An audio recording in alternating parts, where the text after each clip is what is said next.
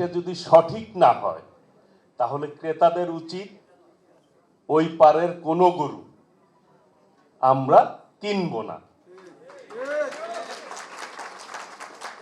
এই ব্যাপারে যদি আমরা সচেতন হই, আমাদের খামারিরা, প্রান্তিক কৃষকরা, ক্ষুদ্র ক্ষুদ্র খামারিরা উপকৃত হবে, দেশের মানুষ উপকৃত হবে, দেশের প্রান্তিক পর্যায়ে অর্থনৈতিক ভিত মজবুত হবে। যেটি যে আমাদের এক ভাই যেহেতু লেদার টেকনোলজি পড়েছে ঢাকা বিশ্ববিদ্যালয়ের আন্ডারে, আমি কিন্তু এই পশু বিশেষজ্ঞ নই, আমি মার্কেটিংয়ের ছাত্র।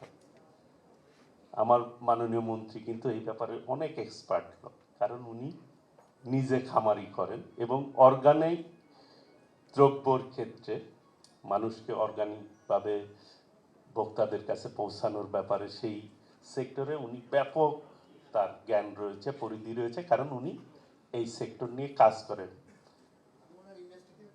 হ্যাঁ, তো উনি অনেক এই বিষয়ে, আমি আমার দিক থেকে আমি একজন রাজনীতিবিদ হিসাবে, ঢাকা বিশ্ববিদ্যালয়ের একজন সাবেক ছাত্র হিসাবে যেটি আমার মনে হয়েছে সেটি আপনাদের সাথে আমি শেয়ার করলাম।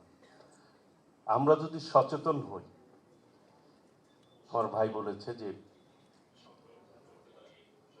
নিজেদের সচেতনতা আমাদের বৃদ্ধি করতে হবে, তাহলেই এই যে দিনকে দিন যে প্রশিক্ষণ নিচ্ছে বা যারা দিচ্ছি, যারা শিখছি, তারা কিন্তু আস্তে আস্তে কি এই সম্পদের ব্যবহার করা আমরা শিখে যাচ্ছি। জনসংখ্যার কথা বলেছে যে জনসংখ্যা প্রায় 20 কোটি, এটা একটা সমস্যা মনে করলে সমস্যা। আর আমাদের নেতা শহীদ রাষ্ট্রপতি জিয়াউর রহমান, স্বাধীনতার মহান ঘোষক, উনি বলেছিলেন যে এই দুটি হাত যদি আমরা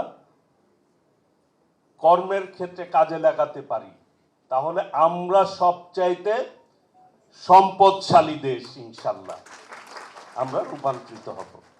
কারণ একটি জনশক্তি, জনগোষ্ঠী কিন্তু পারে যে কোনো পরিস্থিতি বদলায় দিতে।